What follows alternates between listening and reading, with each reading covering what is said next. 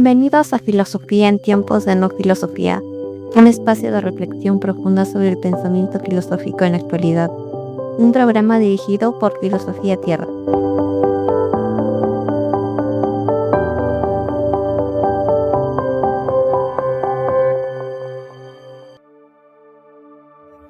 Bienvenidos al episodio 239, día 23 de epistemología, y hoy vamos a hablar de 10 teorías. Ayer vimos las 3 más importantes, pero hay 10 sobre la justificación epistemológica, básicamente cómo nosotros justificamos nuestras creencias, ¿no? Teorías que explican cómo justificamos nuestras creencias o nuestro conocimiento, porque ya tenemos de base la definición clásica de conocimiento, que es creencia verdadera justificada. Es decir, tenemos creencias que son justificadas y son verificadas y que las consideramos verdaderas. Y esto viene Platón en la República trata de explicar también en Teteto qué es el conocimiento. Y en este sentido, como mencionamos antes, él divide el conocimiento en 4 partes. Tenemos que se divide en 2, el mundo sensible y el mundo inteligible, la episteme, mundo de las ideas de lo inteligible, y el doxa, el mundo de lo sensible. Pero ese doxa se divide en 2 y la episteme se divide en 2. Entonces tenemos primero el conocimiento de la episteme, que se divide en 2 y es las ideas, el nous, la inteligencia o los principios, y la dianoia, que es las matemáticas, el conocimiento matemático o el conocimiento discursivo. Esto referente a la ciencia o al mundo inteligible. Al doxa y al mundo sensible está la pistis, que es creencia, y habla de todo lo que creemos, de todo lo que creemos y que parece que tenemos una justificación. Entonces, en la base de todo está la imaginación, o bueno, doxa significa opinión y episteme significa ciencia, más o menos. Entonces, episteme tiene muchas interpretaciones, como conocimiento verdadero, ciencia. Es que el concepto de ciencia se agrega posteriormente al texto de la República, entonces pero se asocia con ciencia, ¿no? Porque tenemos este enfoque más empírico, relacionado con la escuela analítica, ¿no? Que intentaba dar un conocimiento científico a los fenómenos de la Tierra. Entonces, pero esto era porque el hombre tenía que conocer la realidad, y entonces conocer, por ejemplo, el espacio le permitía al hombre expandir su conocimiento y tener un conocimiento verdadero de aquello que antes no tenía, porque antes era un conocimiento deductivo donde el mundo ya estaba influyendo en el conocimiento del hombre y era determinado por él. Sin embargo, con la modernidad, con Descartes, el hombre determina ya el conocimiento y parte de la única certeza de que él piensa y existe. Pero en este sentido hay divisiones también, ¿no? Vimos que el idealismo y el materialismo, donde el materialismo afirma que las cosas existen independientemente de nuestra conciencia, y el idealismo menciona que todas las cosas provienen de una conciencia absoluta, provienen de un espíritu, provienen de algo mental, ideal, abstracto. Y entonces ahí hay una discusión que los constructivistas, con un enfoque de nosotros, cómo conocemos el mundo, podemos tener este conocimiento de la naturaleza de la realidad. Y los constructivistas, por ejemplo, como Kant, agarran el empirismo y el racionalismo y solucionan este problema, ¿no? Unificando ambos y dando una teoría de los a priori muy interesante. Y Kant es un genio, completamente un genio, no reconocido por todos, pero es un genio realmente. Y en este sentido podemos intuir que La discusión que estamos teniendo ahora es que la creencia verdadera justificada era donde Platón decía, llegaba a la conclusión de que es el conocimiento, ¿no? El libro de Teteto se queda inconcluso, no termina la discusión Sócrates y Teteto y los que estaban en esta discusión, y se llega a esta, Protagoras también estaba, pero en este sentido no llegan a la conclusión definitiva de qué es el conocimiento, cómo se alcanza el conocimiento y demás. Y en este sentido nos quedamos en el doxa, en la opinión, pero nos falta la parte de la episteme, y evidentemente con Descartes, con los idealistas, podemos ver que las matemáticas se consideran ideas innatas que están dentro de nosotros y que estas van estructurando la forma en cómo creemos, ¿no? Como una base para nuestra creencia de lo demás. Esto lo vimos en el funcionalismo, que ellos piensan que tenemos una creencia base de la cual todas nuestras creencias dependen, una pirámide. Y luego tenemos el coherentismo, que es esta teoría que menciona que no existe esta base sola de una sola creencia verdadera, que sería la matemática, sino que nosotros tenemos como una tela de araña donde los puntos de intersección son pequeñas creencias, y que esta forma una coherencia dentro de este sistema de creencias. Entonces nosotros, al adherir una creencia, acomodamos una telaraña en una intersección, esta creencia, y tiene sustento en esta coherencia interna dentro de este sistema, dentro de esta telaraña. Y en este sentido, este problema de la creencia verdadera justificada se vuelve un problema.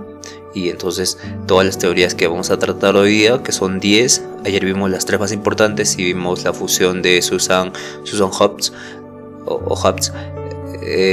cuando habla del fundamentalismo, que trata de combinar el funcionalismo y el coherentismo en una teoría que es muy interesante, donde nos habla ella pone el ejemplo del crucigramas, donde nosotros vamos llenando palabras por medio de la experiencia, o sea, ideas innatas o cosas certeras, pero también tenemos que darle un sentido.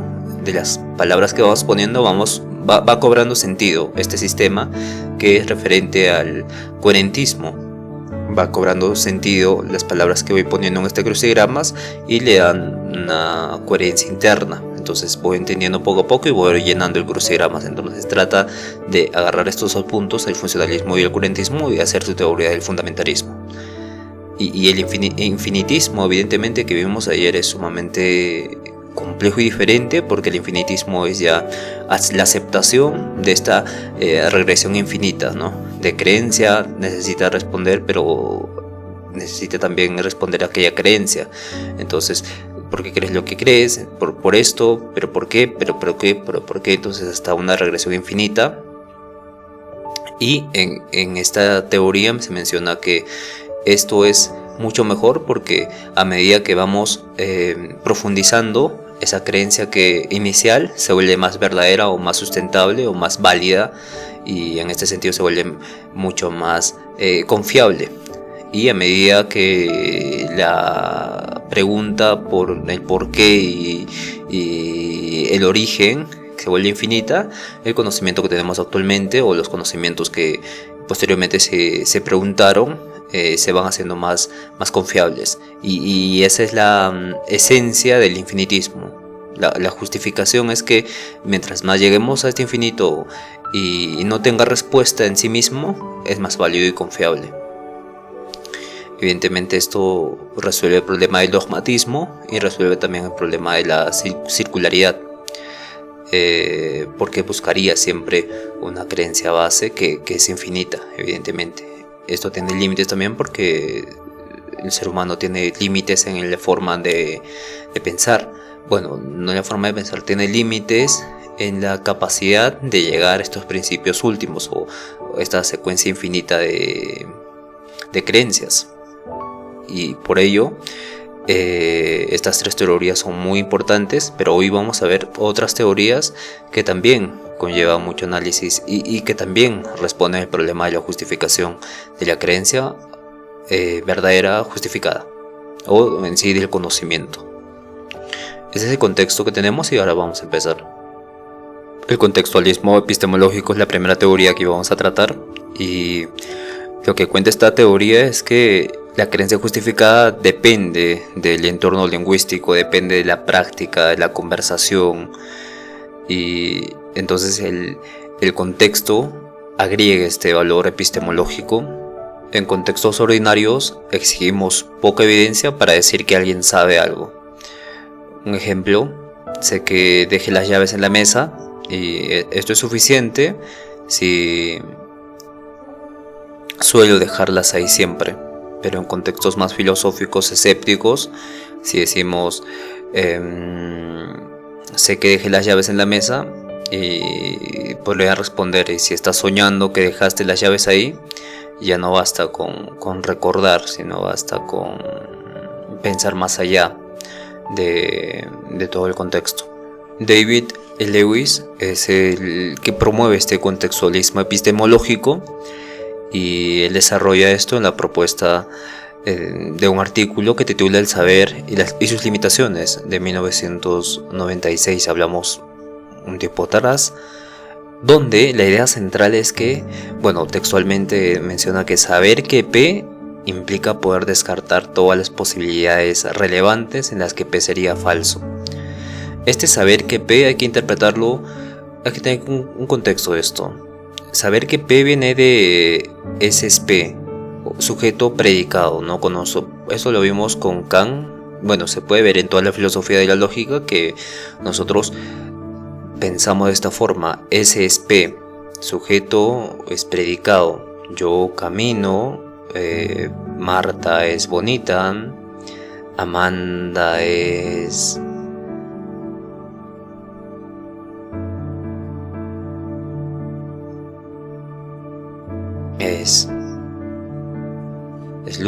luz,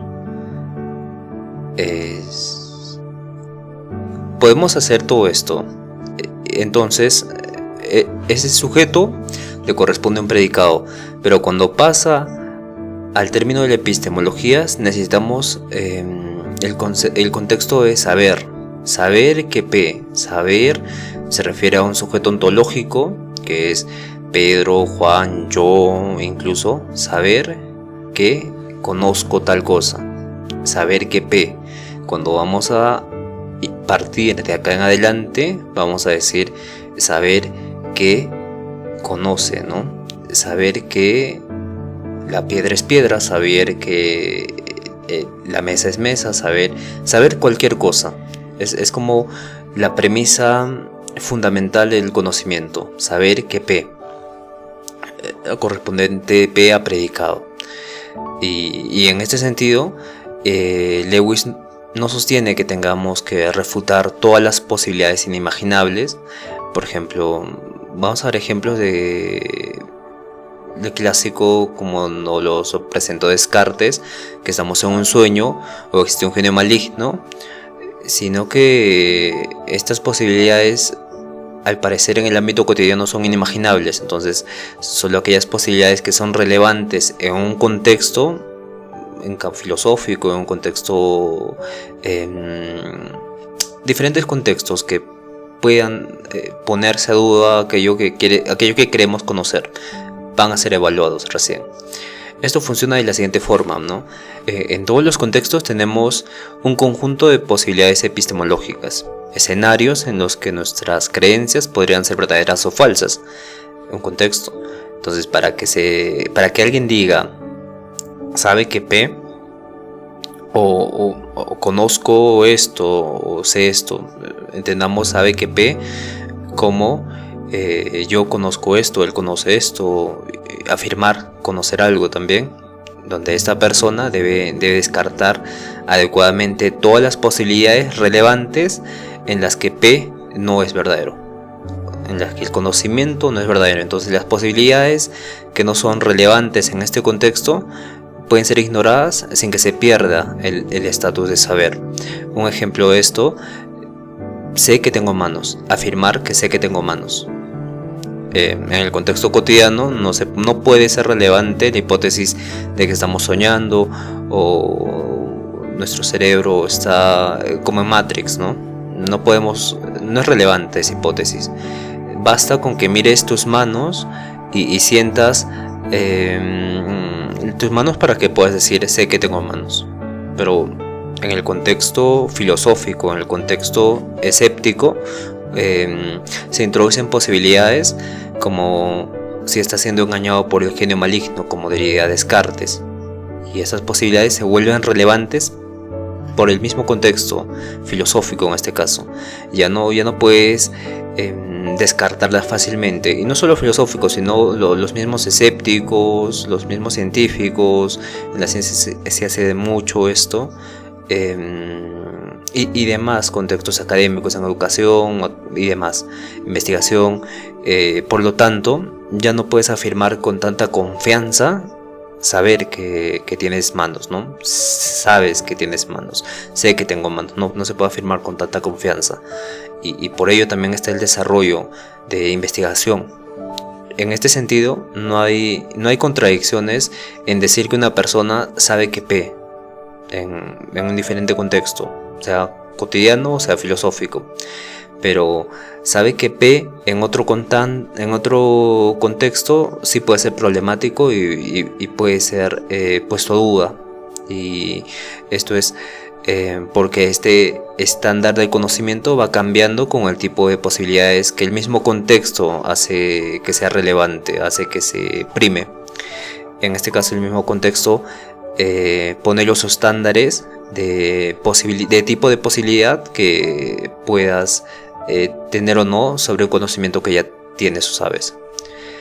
Esto es muy interesante porque nosotros cotidianamente vivimos en este contexto cotidiano donde no nos cuestionamos las cosas, y evidente, porque no nos cuestionamos las cosas, tampoco nos cuestionamos sobre la política, por ejemplo. Pero cuando en un partido político o una marcha, un debate, una conferencia, lo que fuese, ahí sí nos cuestionamos ciertos casos políticos. Entonces este contexto va dando la posibilidad de estándar de si un conocimiento es verdadero o un conocimiento no es verdadero, dependiendo del contexto en donde se afirme ese conocimiento. Bien, tenemos a Stuart Cohen, que nos habla de la variabilidad contextual. Es otro exponente de este contextualismo epistemológico, que se centra más bien en el uso del lenguaje en situaciones reales de conversación para explicar estándares epistemológicos. La tesis central de Cohen es que el estándar para decir que alguien sabe depende del contexto conversacional.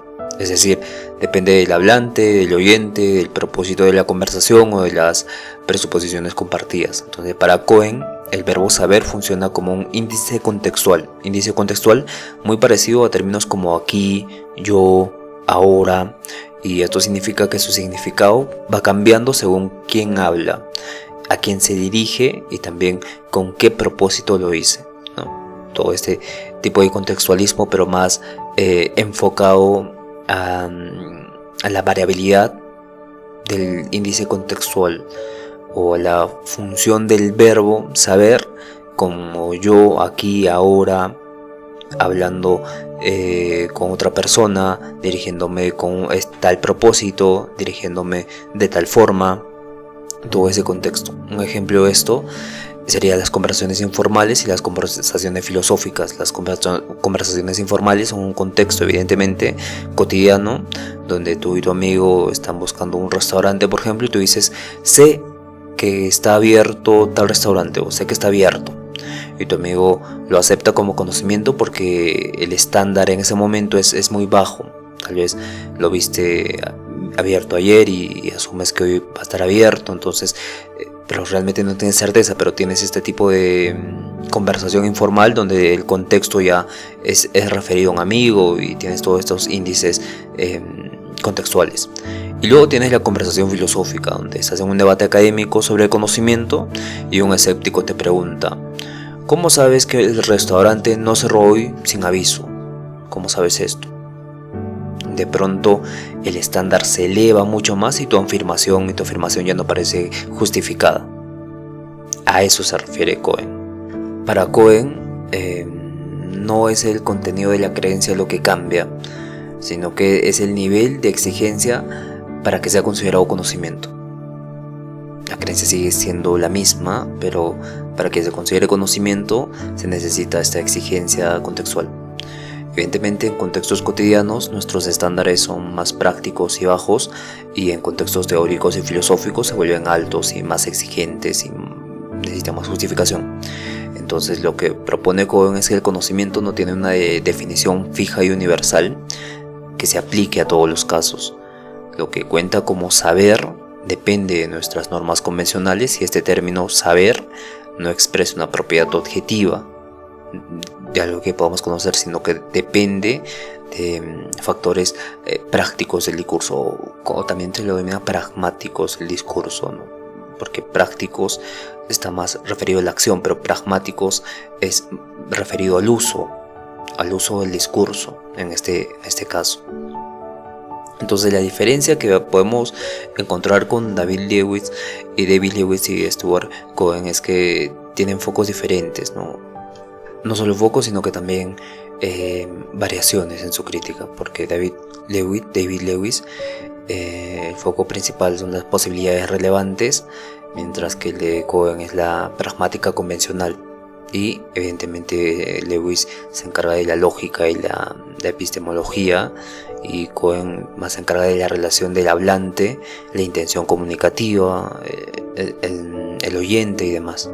En este sentido, ambos aceptan, pero que el contexto cambia el estándar para considerar conocimiento. Lewis se enfoca en posibilidades descartables, mientras que Cohen se enfoca en estas normas convencionales y en la dinámica social del discurso. Bueno, tenemos la teoría internalista. Esta es una posición dentro de las teorías de la justificación que afirma que lo que justifica una creencia debe depender de factores internos del propio sujeto. Hablamos de conciencia, introspección, reflexión dentro del propio agente. Y la tesis central de esta teoría es que para que una creencia esté justificada, el sujeto debe tener acceso consciente o reflexivo a las razones que sostengan aquella creencia. Debemos poder explicar, justificar, defender racionalmente la creencia que tenemos. Desde este punto de vista es una teoría internalista porque requiere una intervención del sujeto a nivel interno, evidentemente. Algunos representantes, son dos representantes, uno ya lo vimos con el coherentismo. Hablamos de Lawrence Bourdieu, que nos habla de este coherentismo interno, donde su tesis central, si bien no recuerdan, es que una creencia está justificada si y solo si encaja coherentemente dentro de un sistema total de creencias del sujeto, ¿no? Y este sistema debe estar internamente evaluado por el sujeto, debe ser accesible por el sujeto, y evidentemente tiene que tener una coherencia para que no entre en conflicto con el sujeto. Evidentemente esto es algo importante porque no hay contradicciones internas y las creencias se apoyan mutuamente, y el sistema tiene una estructura explicativa que integra todas las creencias, ¿no? Y se explica como una red, como mencionamos antes, una tela de araña donde las intersecciones son las creencias. Es súper interesante porque cada creencia se apoya mutuamente y justifica mejor una creencia. Otro filósofo que habla del internalismo es Roderick Chisholm, que la idea central de Roderick es que su obra enfatiza la responsabilidad, pero una responsabilidad racional, donde las creencias se ponen en tela de juicio y nosotros somos espectadores. Entonces tiene que tener tanta validez racional aquella creencia que nosotros la misma juzguemos esa creencia, pero en tercera persona. Este concepto es más entendible con el modelo de tribunal racional que propone Roderick, donde Chisholm nos muestra la epistemología como un tipo de tribunal moral o un tribunal racional. Imagina que cada creencia es una afirmación que debe ser justificada públicamente, como en el Congreso. En este sentido, como sujeto cognoscente que eres tú, básicamente, es un testigo que se está sentado ya en uno de los sillones de los congresistas y que él debe dar como evidencia aceptable que lo que cree es cierto, ¿no? No puedes decir simplemente creo esto porque sí o porque así se me ocurrió, sino que debes ser capaz de mostrar las razones por las cuales crees lo que crees, y esas razones deben ser internas, accesibles a tu mente y justamente justificables mediante la reflexión. En este sentido, tiene fundamentos este internalismo. El primer fundamento es la accesibilidad. Si no puedes acceder internamente a las razones que justifican tu creencia, no está justificada esa creencia. También la reflexión crítica, donde las creencias deben poder ser evaluadas desde la razón y no solo desde casualidades o fiabilidad externa. Y la autonomía epistémica, donde el conocimiento exige que el sujeto participe activamente en la evaluación de su creencia y no que sea meramente un receptor pasivo de datos, sino que esté involucrado en la justificación de su propia creencia. En este sentido, supongo que quieres afirmar, decir algo de cómo, por ejemplo, sé que mañana va a llover. La pregunta de la epistemología sería ¿por qué? ¿Por qué crees eso? ¿Cuál es tu evidencia? Entonces, si respondes, lo vi en el pronóstico y hay nubes grises y por esa temporada llueve, entonces estás cumpliendo con este deber epistemológico o deber epistémico. Pero si respondes lo siento en los huesos o algo parecido, tu justificación no es racionalmente accesible y por tanto no está epistémicamente justificada. Entonces Chisholm defiende que el conocimiento no es meramente algo psicológico causal, sino que es normativo. En otras palabras, nos está diciendo Chisholm que lo que debemos creer nosotros debe ser de lo que sabemos o de lo que podemos reflexionar. Esta visión hace que la epistemología sea una especie de ética del pensamiento, donde se evalúa lo correcto y lo incorrecto, pero nuestras creencias. Las ventajas del internalismo es que valora la transparencia racional, valora esta integridad en la razón de cuestionar tu creencia, y se alinea con una idea ética de responsabilidad epistémica, donde lo que tú creas debe ser correcto, porque internamente te vas a cuestionar si eso es correcto o incorrecto y demás. Cuando digo y demás, también me refiero a que esto va a condicionar a tu modo de actuar. Si crees, por ejemplo, que mañana va a ser un día increíble, vas a tener la predisposición de actuar de esa forma, recibiendo todo lo positivo. Evidentemente está relacionado con esta idea ética. En las acciones que realizamos, ¿no? Si pensamos que la gente es mala, vamos a actuar mal con la gente. Y si pensamos que la gente es buena, por las creencias que tengamos, también vamos a actuar de diferente forma, ¿no? La creencia influye mucho en el comportamiento, por eso también Joseph se dio cuenta de esto. Y nos dice que además que es más intuitivo para explicar una razón práctica.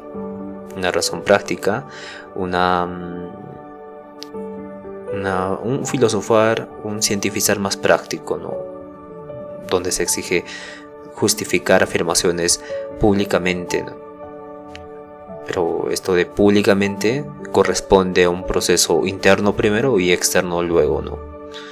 El internalismo tiene críticas porque puede llevarnos al escepticismo, al elegir demasiadas evidencias accesibles. Podemos olvidarnos de estas y evidentemente vivir de forma automática y vivir de forma escéptica. Y no siempre tenemos acceso consciente a todas las causas o razones de nuestras creencias también. Y corresponde a este tipo de escepticismo porque puede llevarnos este piloto automático, vivir en piloto automático donde no reflexionemos nuestras creencias. Evidentemente esto es algo importante. Es importante porque nos invita a reflexionar sobre nuestras propias creencias y autoconocernos. Y todo proceso de autoconocimiento siempre es bueno. La teoría opuesta a este internalismo es el externalismo. La idea central del externalismo es que una creencia puede estar justificada si fue producida por un proceso fiable, aunque el sujeto no lo sepa incluso. Entonces la justificación de una creencia no depende del sujeto y si él tiene las razones o procesos por los cuales este conocimiento se respalda. Y un ejemplo es los sentidos. Cuando nosotros vemos un árbol, inclusive si no tenemos ni idea de cómo funciona nuestro sistema visual, la creencia ya está justificada por ese hecho de percibir ese árbol. Y hay tipos de externalismo. Tenemos al reliabilismo, propuesta por Alvin Gottman, que nos menciona que una creencia está epistemológicamente justificada si es generada por un proceso cognitivo fiable. Hablamos de percepción visual, memoria verificada, inferencias lógicas válidas y todo esto, ¿no? Tiene características muy específicas porque no requiere que el sujeto tenga acceso reflexivo o consciente a la viabilidad de sus procesos, ¿no? o a la reflexión de sus creencias. Y también se caracteriza por la fiabilidad objetiva del proceso y que este es lo que importa, ¿no? El ejemplo del árbol, por ejemplo, es perfectamente típico, ¿no? Juan ve un árbol en el parque, no sabe cómo funciona su sistema visual, pero si este funciona correctamente y no hay razones para pensar que lo está engañando, entonces su creencia está justificada. Esto explica cómo los niños, animales, pueden tener conocimiento y se ajusta también a la ciencia cognitiva, a los procesos automáticos y a la fiabilidad sin que se reflexione, ¿no? Del conocimiento, evidentemente. La segunda propuesta del externalismo es la virtud epistémica propuesta por Ernest Sosa. Él nos habló de una metáfora. Cuando hay una metáfora en filosofía, quiere decir que el concepto que quiere explicarnos es complicado. Cuando da ejemplos es más fácil de entender, pero cuando da metáforas hay que hacer un tipo de abstracción muy especial. Ernest Sosa nos habla de que el conocimiento se logra por una competencia epistémica del sujeto. Esta competencia epistémica del sujeto está compuesta por diferentes tipos de competencia. Hablamos de competencia, por ejemplo, intelectuales, ¿no? En este caso, la percepción atenta, la deducción lógica, la honestidad intelectual, la humildad epistémica, la disposición a recibir creencias, y todo esto constituye un tipo de competencia, donde en la metáfora del arquero de Ernest Sosa nos habla de tener una creencia verdadera es acertar al blanco, a este punto preciso. Entonces, se necesita para esto una virtud intelectual del sujeto, que es esta competencia del arquero, ¿no? Y hablamos de esta competencia, puede ser la percepción atenta, la deducción lógica, la honestidad intelectual, la humildad epistémica, la disposición a revisar creencias y demás. Bueno, son de hecho esas, son esas 5. Y en este sentido, las condiciones normales son que no haya sesgos, prejuicios, sin drogas, sin algo que afecte a la percepción de ese conocimiento que quieres conocer. Entonces, para que haya conocimiento, debe darse una competencia en condiciones normales y no por suerte, ¿no? O sea que si cumples todas estas competencias, que es percepción atenta, deducción lógica, honestidad intelectual, humildad epistémica, disposición a revisar creencias, constituye ya un conocimiento válido en sí mismo. Sin embargo, Linda Sazemski también nos habla de la ética del conocimiento y propone una integración entre ética y epistemología, pero está dentro de la corriente del externalismo, donde, así como las virtudes morales guían la buena acción, las virtudes epistémicas guían el buen saber, ¿no? Lo relaciona lo ético con lo epistemológico, y el sujeto cultiva virtudes como la sinceridad, el coraje intelectual, la curiosidad honesta, la justificación sincera y bueno, propone un enfoque de un buen sistema epistemólogo, así como una buena virtud hace el vivir, ¿no? Las virtudes epistémicas conllevan a esto, ¿no? A virtudes morales. Se comparan, se hacen esa analogía y es igual, menciona. Entonces, si es sincera o si existe una virtud epistémica, entonces el conocimiento es verdadero. Entonces, actuar epistemológicamente bien es igual a actuar éticamente bien en la búsqueda de la verdad. Bien, otras alternativas híbridas son, por ejemplo, el evidencialismo. Esta es una teoría epistemológica que sostiene que una creencia está justificada únicamente si se basa en evidencias suficientes. Es decir, si una persona tiene una creencia justificada, es verdadera sí, solo sí, si tiene razones verificables para mantener esa creencia. Entonces la justificación de una creencia está directamente vinculada a la evidencia disponible. Para que una creencia sea justificada, el sujeto debe tener una evidencia suficientemente fuerte que respalde esa creencia. Y autores como Richard Feldman son los exponentes de este evidencialismo. En este sentido, tiene tres características fundamentales. Primero, la evidencia suficiente como base, evidentemente, porque la creencia debe estar sustentada por una evidencia suficiente y relevante, y esta evidencia puede ser perceptual, puede ser testimonial, puede ser inferencial, puede basarse en razonamientos lógicos. Entonces necesita esta evidencia suficiente. Y luego viene la evidencia del sujeto consciente de esta evidencia, ¿no? El sujeto debe ser capaz de acceder, evaluar la evidencia. Y esa característica hace que el evidencialismo sea confiablemente interno, ¿no? Ya que el sujeto debe tener acceso a las razones que justifican esa creencia. La siguiente característica es el criterio epistemológico, donde se sostiene que lo único que importa para justificar una creencia es si la creencia está respaldada por una evidencia suficiente. Y no importa si el proceso cognitivo que ha generado esa creencia es confiable o no, sino importa más la evidencia suficiente.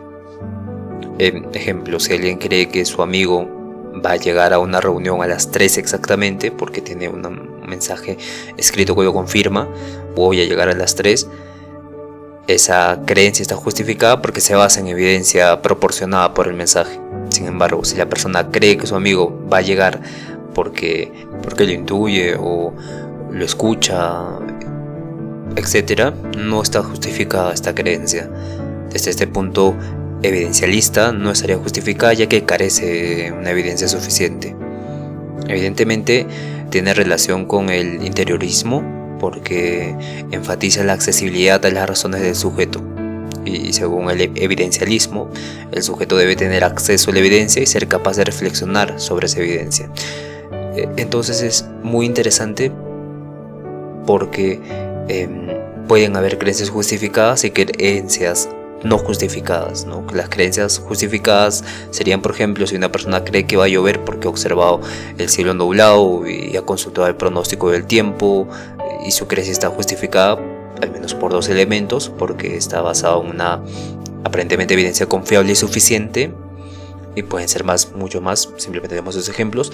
Sin embargo, si una persona, por el contrario, cree que va a llover simplemente porque siente que va a llover, sin ninguna evidencia concreta o razonamiento, esta creencia no está justificada según el evidencialismo, esta teoría del evidencialismo. En este sentido hay críticas, evidentemente, porque requiere demasiada evidencia, ¿no? Algunos críticos sostienen que esta teoría podría exigir demasiadas evidencias para cualquier creencia, y lo que podría entrar en conflicto en situaciones cotidianas donde la evidencia no siempre es clara o suficiente. Y otros argumentan también que este evidencialismo descuida otros factores que también son relevantes para la justificación. Por ejemplo, la fiabilidad de los procesos cognitivos o las condiciones contextuales, como vimos con David Lewis en el contextualismo epistémico. Bien, tenemos el pragmatismo epistémico, que básicamente menciona que una creencia es justificada si al adoptarla se obtienen beneficios prácticos, beneficios funcionales, útiles en la vida cotidiana. Este valor práctico está referido a una creencia. Si una creencia no tiene valor práctico en la vida, no, evidentemente no es justificable. Pero en el sentido, esto es relativo, porque recordemos que hay muchas creencias que nos pueden servir en la vida cotidiana y necesariamente no tienen que ser objetivamente reales o verdaderas o justificadas. Simplemente nos sirven para vivir cotidianamente bien, como la idea de Dios. Kant mencionaba esto, ¿no?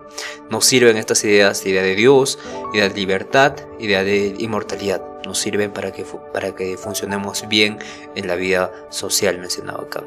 Evidentemente esto es así, ¿no? Es práctico. Por eso la crítica de la razón práctica, en ese libro mencionaba esto, también la metafísica de las costumbres, le da un valor interesante, un valor práctico a ideas innatas que surgen de la razón y que la razón misma no puede responder. Bien, en este sentido tenemos a William James, tenemos a Charles Peirce, a John Dewey también, que vimos en toda la epistemología que son pragmatistas netos, y en este sentido tienen diferencias. Por ejemplo, en William James, si alguien cree que meditar todos los días mejorará su bienestar y los resultados de su vida, esta creencia es positiva, es verdadera, es válida. Entonces esa creencia es justificada, es el punto de partida pragmatista, aunque no haya pruebas científicas y concluyendo que lo respalde, aunque sí los hay. Si por las metafísicas de que meditar te hace actuar mejor en la vida, estar mejor en el presente, y en este sentido es una creencia pragmática porque tiene un bienestar, ofrece un resultado positivo, en este caso para las personas. En el ejemplo de Charles Peirce, afirmaba que un proceso científico es un ejemplo de cómo las creencias deben ser evaluadas en función de su capacidad para generar resultados confiables, útiles en la práctica, ¿no? El conocimiento científico, este proceso no es básicamente el resultado, sino es el proceso, ¿no? La capacidad de soportar pruebas, experimentos a lo largo del tiempo. Ese pragmatismo en la búsqueda de la verdad es lo que caracteriza a Charles Peirce. Entonces, la verdad es una creencia que se valida a través de la capacidad de generar resultados al ser probados, verificados, experimentados y que se muestren útiles, ¿no? Sean útiles esos procesos científicos. Y en John Dewey, el contexto, recordemos que John Dewey se enfoca en este problema social, ¿no? de este progreso social. Entonces él habla en este contexto educativo. Si una teoría o un enfoque pedagógico contribuye de manera afectiva a la comprensión de aprendizajes en los estudiantes, entonces es justificado desde ese punto de vista el pragmatismo, ¿no? Este punto de vista pragmatista, ¿sí? Sin necesidad de un respaldo epistemológico empírico. Una creencia puede servir y puede ser válida, evidentemente puede ser justificada de manera efectiva, pero sí sirve para el aprendizaje de los estudiantes. En este sentido, John Dewey, como Peirce y William James, se caracterizan por esto en la visión pragmatista de la justificación. Bien, ahora pasemos al fenomenalismo epistémico. Recordemos que el fenomenalismo surge con Husserl, entonces tienen esta visión de la creencia que, en este caso en epistemología, en general sería que yo percibo el mundo de forma directa, sin que nada intervenga, sin que intervenga un juicio, sin que intervenga una reflexión, nada, de forma directa. Y en esa percepción de forma directa existe un tipo de estar en el mundo, estar co-creando el mundo a la vez y a la vez estar conviviendo dentro de este contexto fenomenológico de percepción, por así decirlo, ¿no? Pero que corresponden a la escuela continental. Recordemos que en la escuela continental está Heidegger, Husserl, todos los que hablan de metafísica, todos los que hablan del ser en cuanto ser, de la ontología, ¿no? Y por el otro lado tenemos a los de la filosofía analítica, que los de la filosofía analítica básicamente mencionan que todo tiene que ser razonable, todo tiene que ser lógico, y si algo no es lógico y razonable, o si tiene conflictos a la hora de verbalizar o a la hora de... Nos referimos a la forma en que los filósofos hablan de metafísica. En este sentido, cuando se habla de metafísica, se habla con términos propios, se habla a veces de forma en tercera persona, se habla de forma abstracta, se va creando todo un sistema complejo que justifica un conocimiento válido de metafísica, pero los analíticos mencionan que esto no debe ser así. Entonces la metafísica debe ser clara, precisa, debe ser como la ciencia en términos básicos, y por ello van en contra de la fenomenología o de la escuela continental. Y en este sentido, cuando referimos al fenomenalismo epistémico, es una teoría que sostiene que la justificación de las creencias no se basa en la relación objetiva con el mundo, sujeto-objeto, o en la evidencia externa como un objeto independiente, sino en cómo aparecen esas creencias al sujeto, cómo aparecen estas creencias en el sujeto, y este enfoque está influenciado evidentemente por esta relación fenomenológica con el mundo, que se ocupa de la descripción detallada de la experiencia consciente, esa experiencia consciente que tenemos, y cómo los fenómenos se presentan en la mente del sujeto, ¿no? Básicamente sugiere que la justificación de nuestras creencias está determinada por características de la experiencia subjetiva, cómo nosotros subjetivamente aceptamos creencias, y si las consideramos propias y verdaderas para nosotros, es lo que importa.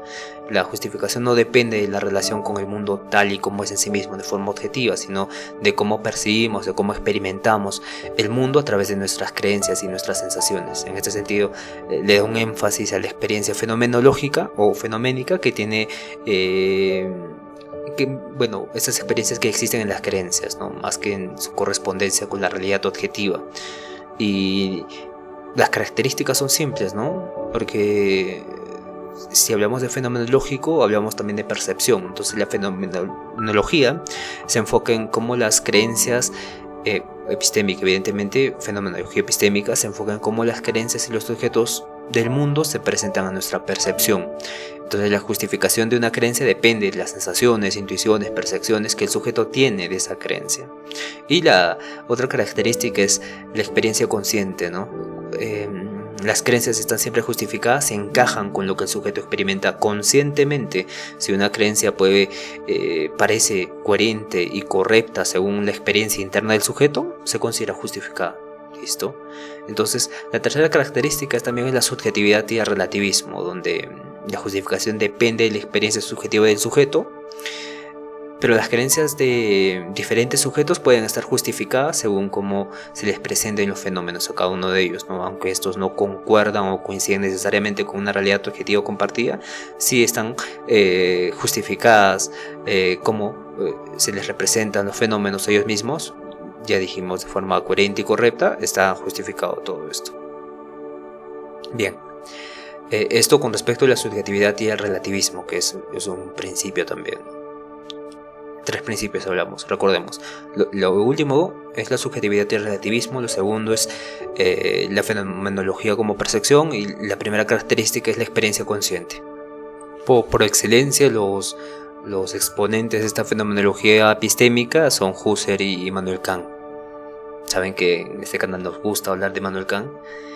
Y evidentemente, aunque no es un fenomenalista en el sentido estricto, Kant desarrolla este enfoque la mente como estructura de nuestra experiencia del mundo, ¿no? Existen ciertas estructuras mentales, ciertos a priori que determinan el mundo. Y según Kant, no podemos conocer las cosas tal como son en sí mismas, o sea, el nómeno, sino solo como aparecen a nuestra conciencia, tipo el fenómeno, ¿no? De hecho, bien, surge de ahí, pero esta idea resuena con este fenomenalismo epistémico, evidentemente, donde la justificación se basa en la experiencia interna del sujeto, ¿no? Pero con Kant vimos que toda la teoría que hace sobre espacio, tiempo, las 12 categorías, a priori que nos sirven para conocer el mundo. Sin estos a priori de espacio y tiempo, que el tiempo es más necesario, no podríamos conocer nada en el mundo, ¿no? Y son la base donde se fundamenta todo el conocimiento, pero es un a priori del cual, si nos deshacemos, no habría conocimiento, sería un pensamiento vacío, como menciona Kant en la introducción de su libro.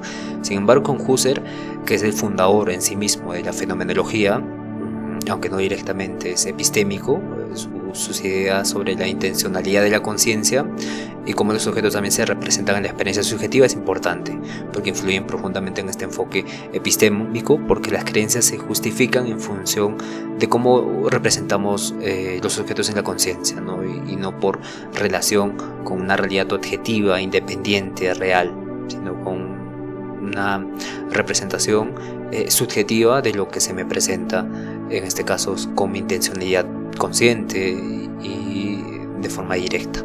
Bien, la teoría que nos compete ahora es el infalibilismo, que es una teoría contrapuesta a la teoría del falibilismo, que evidentemente son teorías de naturaleza parecida, porque esas teorías se centran en la relación entre la justificación de nuestras creencias y la posibilidad de que estas creencias puedan ser falsas.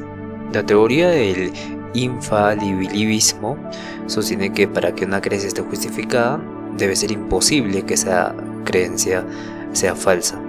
Si tenemos razones para creer algo, esas razones deben ser tan fuertes que no podamos tener duda de esas creencias.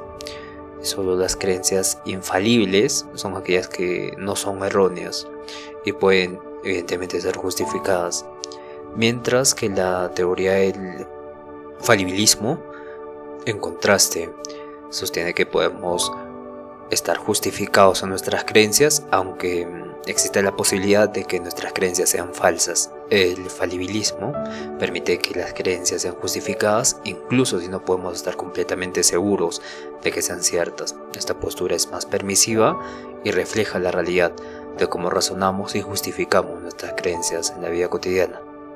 Evidentemente son contrapuestas estas teorías. Bien, vamos a pasar a la teoría noetológica o intuición intelectual, donde esta teoría es una corriente de la epistemología que sostiene que algunas creencias son justificadas por medio de la intuición racional directa. O sea que no necesitamos de procesos de inferencias complejas, razonamientos como este caso de creencias que se apoyan a otras creencias en una red de creencias o una red de sistemas que justifican nuestras creencias o en una evidencia empírica. Según esta teoría, ciertos conocimientos o verdades pueden ser conocidos intuitivamente por la mente sin la intervención de sentidos o observación extrema o análisis, y solo se basan en el razonamiento puro o en la intuición intelectual. Y evidentemente tiene que tener características específicas. La característica más principal es la intuición racional directa, donde la idea central de la teoría noetológica es que ciertas creencias son justificadas por intuiciones racionales inmediatas, es decir, en lugar de ser resultado de un razonamiento o una cadena de evidencias, estas creencias surgen de la comprensión directa de la verdad. La siguiente característica es la independencia de la experiencia sensorial, donde la creencia justificada por intuiciones intelectuales no depende de una experiencia sensorial, una observación empírica siquiera, porque son conocimientos que la mente puede captar directamente a través de un tipo de percepción no sensorial. Más bien, es intelectual, es una intuición intelectual y es que se independiza de la experiencia sensorial como la conocemos. Y la tercera característica es la racionalidad o el racionalismo, porque la teoría está fuertemente asociada con el racionalismo clásico, que defiende que la razón es la fuente principal de todo conocimiento. Entonces, según los racionalistas, el conocimiento es confiable, es fundamental y no proviene de los sentidos, sino de la razón pura. Y en este sentido es capaz de captar verdades universales. Se basa en la racionalidad, en este enfoque racionalista para justificar la creencia. Es una característica muy importante. Evidentemente tenemos que entender ahora que los representantes históricos de esta teoría es Platón y Descartes, ¿no? Platón porque argumenta en el Fedón y en el libro Diálogos de Menón y Fedón, se encuentra la idea de que algunas verdades fundamentales son conocidas por la intuición racional a través de la anamnesis o recuerdo de conocimiento previo. Según Platón, la razón, al conectarse con el mundo de las ideas o formas, puede conocer verdades universales, verdades inmutables que no dependen de la experiencia sensible. Ya vimos en Platón que separa el mundo sensible y el mundo inteligible, y en el mundo inteligible está la idea de bien, y conocer el bien nos hace buenos, y evidentemente actuamos de esa forma conociendo la verdad suprema, ¿no? Entendamos bien, no como términos morales, sino entendámosla como idea de Dios. En ese sentido, Descartes también es el defensor del racionalismo, que es la tercera característica de esta intuición intelectual, o también se conoce como la teoría no etológica. Entonces Descartes se alinea con la idea de que ciertos conocimientos fundamentales son conocidos intuitivamente. Y él denomina en las Meditaciones Metafísicas, su libro, estas intuiciones son claras y distintas.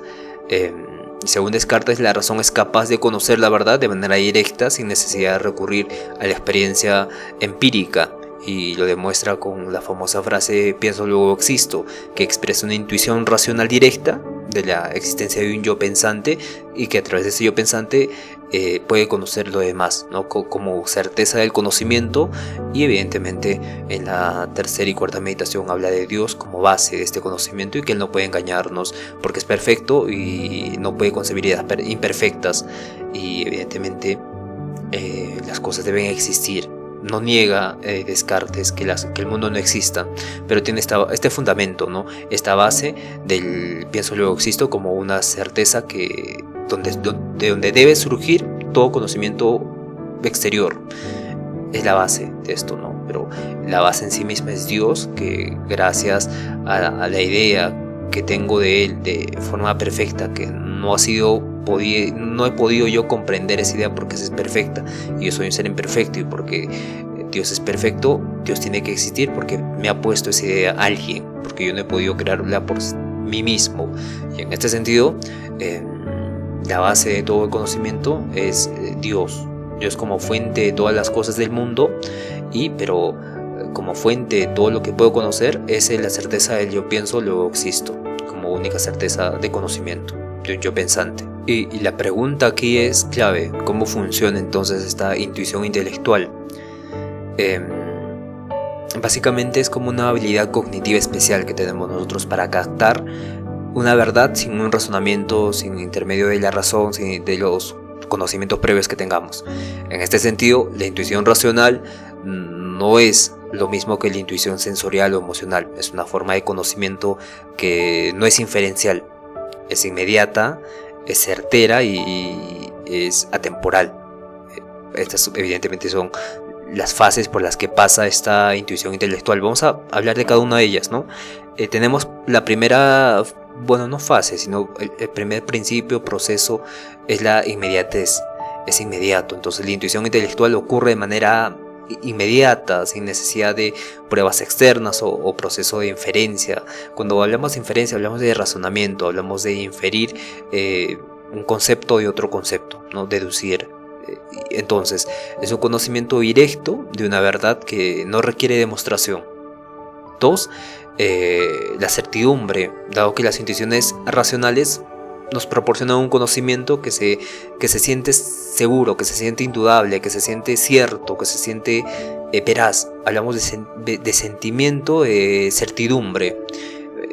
Evidentemente esto tiene que experimentar el sujeto, ya que se perciben verdades fundamentales que no requieren justificación adicional porque tienen esta certidumbre, este sentimiento de indudabilidad, o este sentimiento de certeza por parte del sujeto.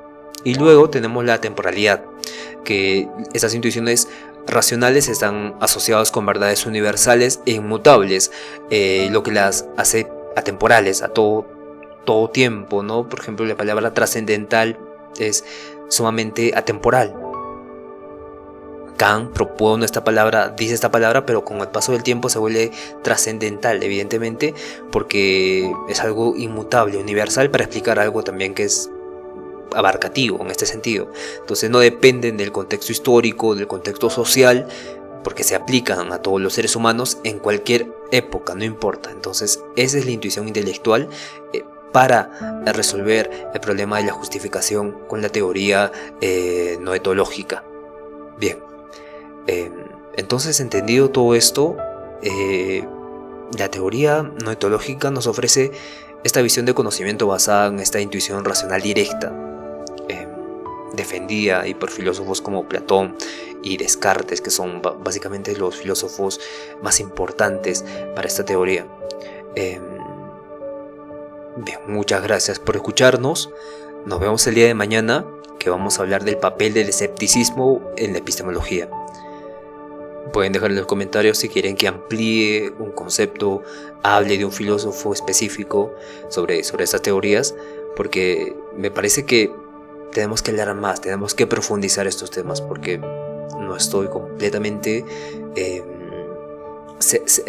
con la certidumbre de haber hecho un análisis profundo de estos temas, ¿no? Porque con Platón y Descartes se ha podido hablar mucho más, pero como ustedes ya saben, vamos a volver a retomar a estos filósofos y vamos a hablar a profundidad en otros episodios, pero pueden comentar y dejar su contribución también. Muchas gracias, nos vemos el día de mañana.